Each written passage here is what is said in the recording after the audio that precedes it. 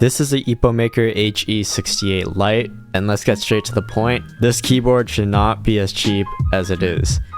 For $50, you get 5 layers of foam dampening, hot swappable PCB, rapid trigger, lube stabilizers. Like, you just get a really solid rapid trigger keyboard. If you gave this keyboard to me and told me it was $150, I would believe you.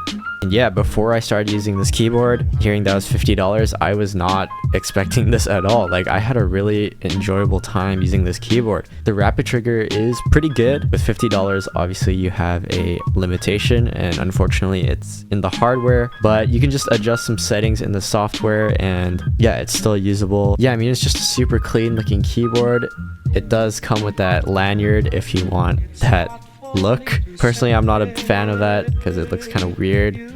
Like, why would I be carrying my keyboard around? But you know what, if you like the lanyard, then yeah, it does come with one. It does also support 8K polling, and the keyboard is like 0.6 kilograms, so it's lighter than a can of Monster. It uses Epomaker's clear mag switches, which feel pretty good.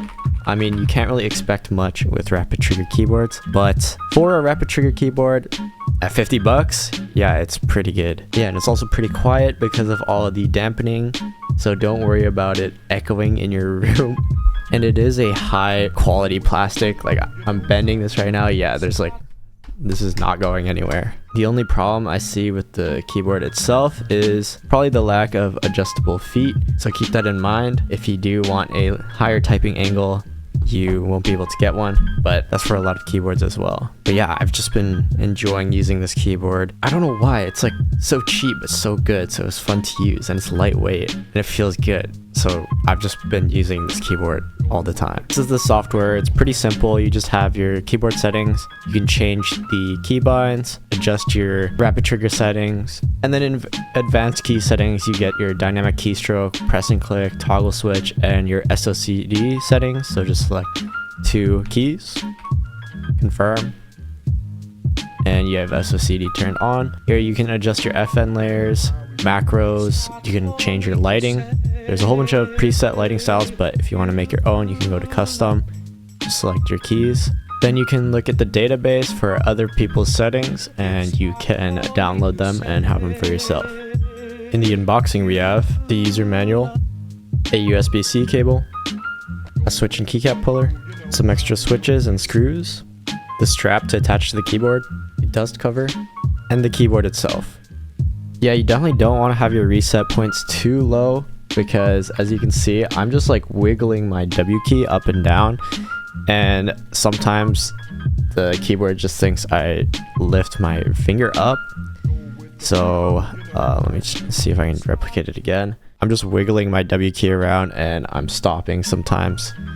So yeah, just be careful of that. You don't want your reset point to be too low, or else things like that will happen. But that's just the nature of using magnets and rapid trigger keyboards. Changing it to 0.2 on both seems to be the sweet spot. As you can see, if we go back into Valorant, I wiggle around my W key, it doesn't accidentally unregister. But other than that, the rapid trigger on this keyboard is pinpoint accurate. Like, yeah, I feel super precise.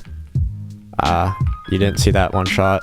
Go to the roof. This keyboard feels super fast. For $50, I'm really surprised at the quality of this keyboard. Yeah, I mean, it just feels insanely fast. And unfortunately, because of a $50 budget, there are hardware limitations. I mean, the software, the rapid trigger can go to 0.05 millimeters, but because of the hardware, it's just not possible without any bugs. But still, for $50, like, I feel super quick.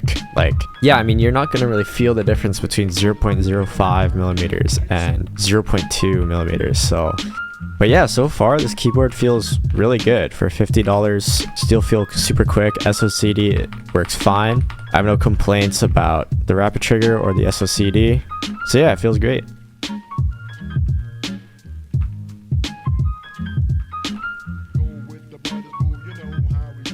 Oh! No! But yeah, in conclusion, this is definitely one of the best rapid trigger keyboards under $100. You saw the issues with the hardware and the software. That's just because the software is just like way too powerful. They overestimated what the keyboard can do. But that doesn't mean the keyboard is bad. It's just they really went all out with the software and kept a budget on the hardware. So it's not a bad thing, but it's just something to keep in mind. But yeah, anyways, I had a really fun time using this keyboard. If you're looking for a budget rapid trigger keyboard, this might be it. But anyways, that's it. See ya.